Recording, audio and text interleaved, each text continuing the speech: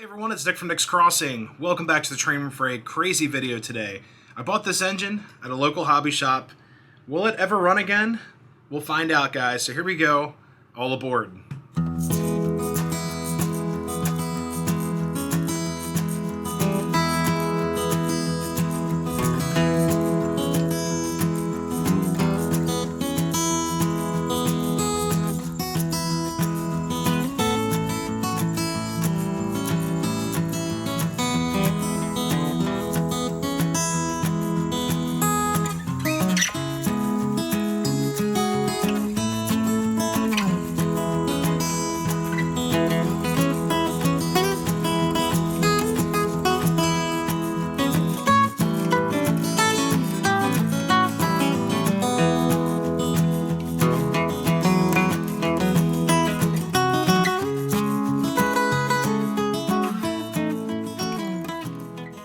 Alright guys, what you just saw is a PS2 from MTH, and it's a Decapod. So, 210 Decapod.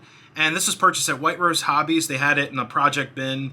They said, yeah, you know, it's a good project. We think the boards are okay. We'll see how she's going to do. It was like 80 bucks. So if I've got decent boards in here, I mean, got her weight in gold right there. So this locomotive, here she is. There we go, 210. And the major problem I'm seeing with this, it's got some water damage. So you got some surface rust and some tarnishing there. Other than that, some things are like broken off here and there, but I'm not too concerned. It's kind of like a late steam piece, that's what I'm going to call it. Like, they didn't put as much money into, you know, restoring steam and all that in the railroad, so we're going to call it a late steam piece.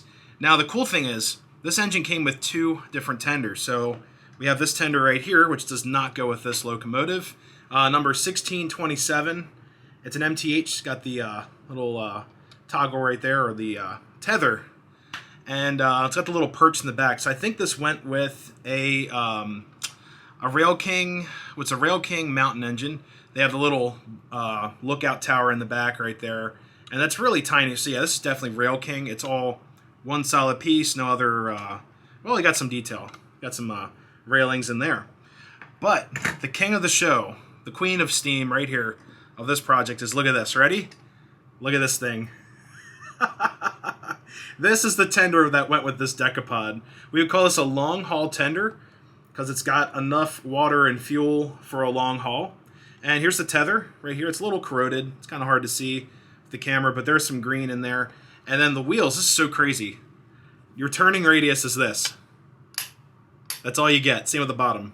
So there we go. And then that way. That's all you get. So I'm thinking 72 at you know, at least, you know, 60 and above, but I've got 72 on the railroad. Yeah, so we'll see how that does. So yeah, we have two tenders, beautiful steam engine. It just needs some work. So we're gonna go topside here on the workbench. I'm gonna show you guys the scope of work for this restoration. Now we're gonna take everything apart, carefully clean everything. Looks like they also had some type of furry animal all over this thing, so we'll see where it takes us. All right, guys, let's assess the damage. So it looks like someone tried to run this and bent this side arm right here. It's like on the eccentric crank. It's the official term right there. But everything seems to be okay. This wheel's loose. That one's kind of seized. This one's seized up. This one's seized. The front's good too. So I'm assuming that these middle wheels here might be spacers, and they're not going to move unless everything else moves as well. But it is kind of frozen. The rollers are good. I did test that out at the shop. I was like, man, the rollers are free, so those will easily clean up with a Dremel. The pilot's free. That's, you know, less of a headache there. There's some, like I said, bent, tarnished pieces in here. We'll have to take most of this apart. If not, just clean it up with a Dremel, just doing some surface cleaning. This engine's pretty cool. This window opens back here, which is also kind of rusty and worn out, needs a new paint job on it. The top isn't as bad, but the bell's kind of stuck, you know, stuck forward there, so kind of interesting how that would happen. Got some paint blemishes missing, so these gold pieces are missing, or it's green paint chipped off. The whistle's there. Lots of detail going to the whistle. We have, oh, I forgot the term of what this is. This is basically to get the water off the top of the boiler so it doesn't create like scaling, which we have all over this thing. It's all scaled. And then the hatch. This is a metal. It feels like it's brass. The hatch over the cab. Now, in the cab, we have some guys. These poor guys have been here working on this thing, even in the flood. So you have 2 crew figurines, fireman and a fireman engineer. Oh my goodness. Now, yep, we only have fireman engineer. All the cab, look how beautiful that cab is. All decorated. Most likely have firebox glow in here. Some other metal pieces down here that need some cleaning. So a little furry creature was all over this in the flood. So hopefully they made it out. The front is beautiful. Actually has our air tanks up front. This is so cool. Those are intact.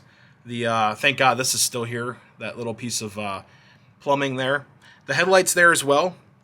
We also have a coupler, so we can put these in line and go crazy. So guys, not too bad. So the teardown with this, my idea is to actually start here. Flip her over. There's so much stuff hanging on this locomotive. I gotta be very careful. I don't think anyone's been in here before. It looks all original. So yeah, these little individual shoes pop off. So we got all those brake shoes off of here. I opened up all the grease ports on here as well. And what we're gonna do next is take the shell off so we can just get rid of all this dangerous stuff just hanging all over the place. I don't wanna break anything. Just 3 screws, and look at this. It's coming out. Oh, wow. Look at this motor. Pitman, holy crap, amazing. Huge motor on this thing. Wow. And now we have to get this terminal out of here.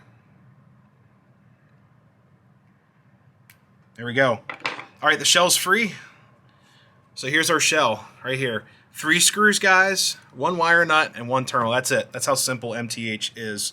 Looks like our smoke unit is where? Where's our smoke unit? All right, guys, I had to resort to taking off the transmission. And look at this. It's all clean. There's still grease in there. Pretty amazing. And this is the worm gear that's responsible. The worm's up here. And that's responsible for all your power. It's like a transmission. And, yeah, it's all clean. Look how smooth that is.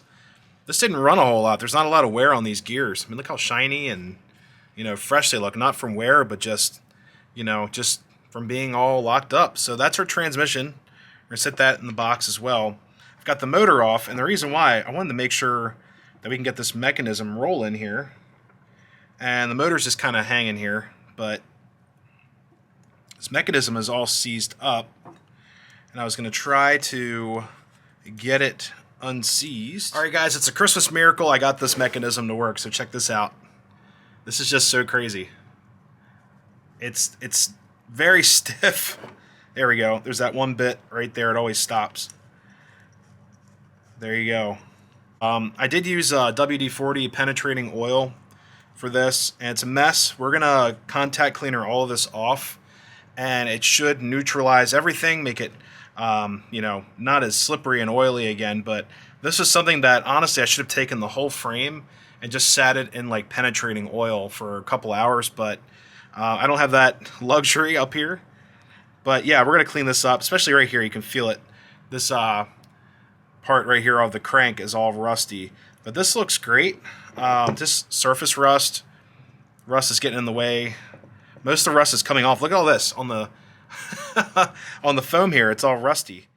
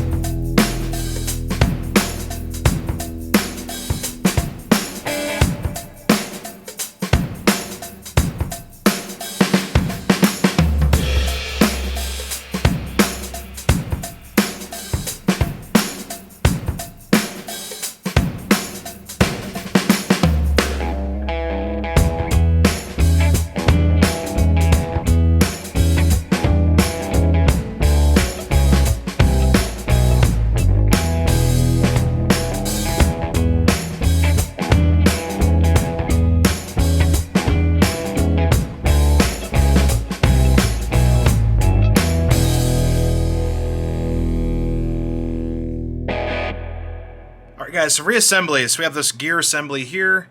We gotta add our motor back. Let's see.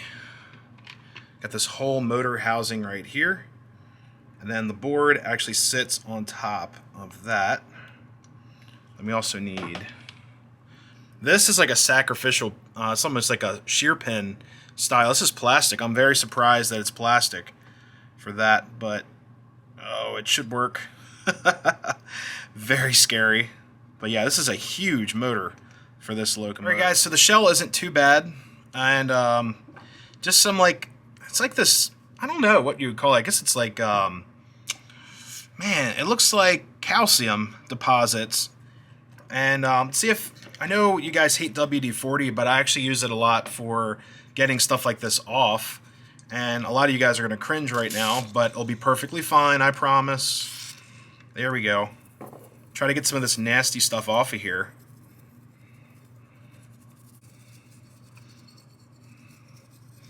Just kind of coating this whole thing. Nice and shiny, get all the junk out of here. There's a lot of brass on here. Cool. Alright, let's go to the other side here and check her out. Yeah, more of that stuff just kind of shoved in here.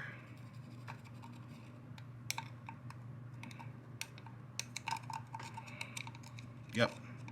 Yep, that's brass.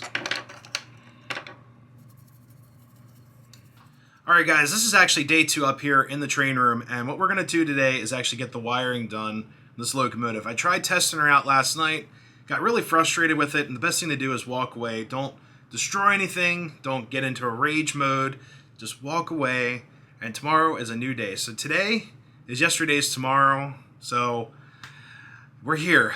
We're going to work on the Decapod. We're going to name her Deca. So a couple things.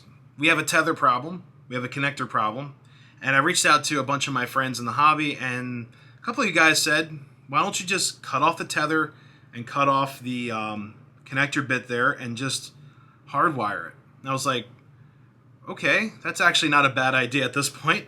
We have tons of wire, and the funny thing is I actually ordered a spare tether. So if things go south quick, I have a way to backtrack, get that done. Now, I think we have a couple dead pins in our tether, so we're not getting a lot of things like lights, chuffing, the correct sounds for things, the speed control is not going to work, all that fun stuff. So we're going to cut all 10 wires on one side and on the other, and we're going to join all 10 together. I'm going to shrink each one, then put one piece of shrink over top of all the connectors, and then take another piece of shrink and go over top the entire thing so it's completely protected, no wear marks, anything. So it's like one giant cohesive piece. Instead of having a tether. I know it's going to be one giant piece, but guys, I want this locomotive to run. I want to have fun with it. This electrical problem, I've heard that these tethers, like on these locomotives here, like this right here, yeah, there we go, 10-pin tether, they are kind of a pain in the butt. So instead of having this giant like thing hanging out, it's just going to be a straight wire into the back of the engine. It'll look pretty clean. It'll be able to move, and there's enough space between the engine and the tender. It shouldn't bite anything or take anything off. So let's get to it. It's not what I wanted to do, but we're going to get to it. So we're restoring this locomotive to run. All right, guys, she is all wired up, and check this out. We're going to give her some power here. So we finally have all our wires connected properly, and the tether, look at this. So the tether is no more. I gave it tons of room. This is all wired and heat shrinked appropriately, all that fun stuff. And check this out. We're gonna give her some juice. The speaker sounds really dim because it needs the shell of the tender to create a sound box. But watch this. We now have chuffing too. We'll lift her up.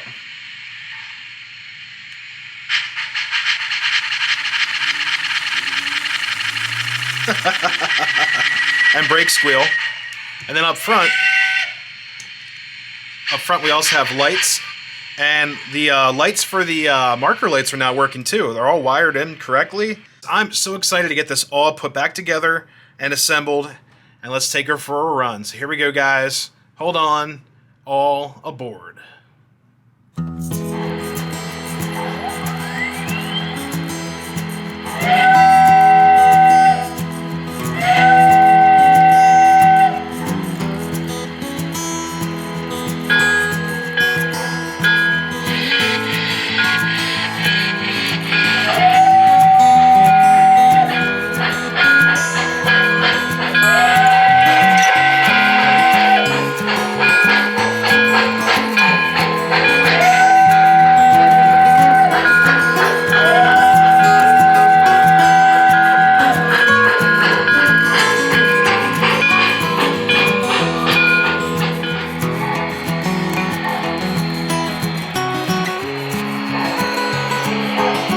stop broadcasting if we don't stay on schedule.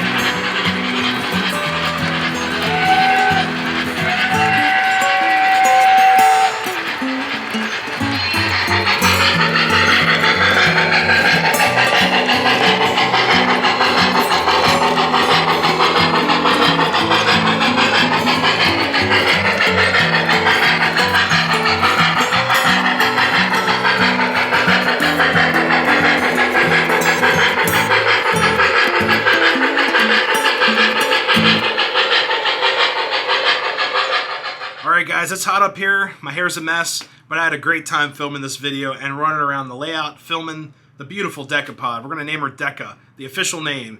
And this Decapod I found out through buddy Tom's Trains and Accessories. She's from 2003, Volume 2's MTH Premier Catalog. So she's almost 20 years old. Look at that, probably 20 years old. Back then they used to get things out on time. So 20-year-old Decapod.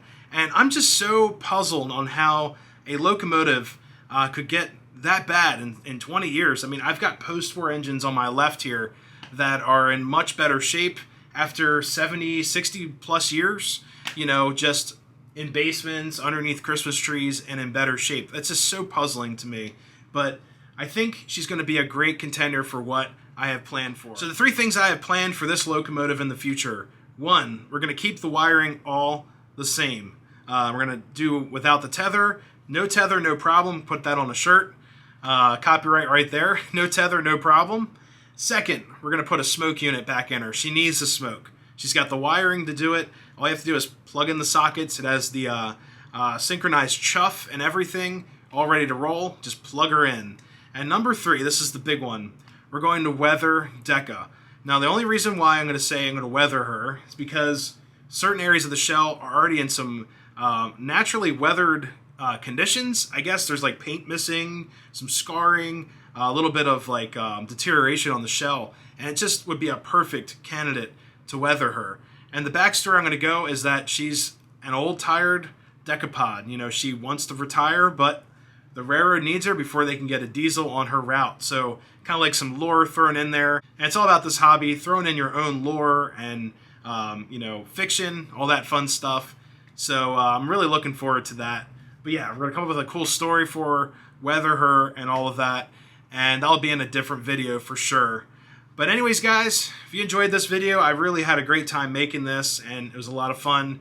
Definitely a challenge. My brain was cooking. There's smoke pouring out the ears and the head on this one, and I'm just so glad it all came together.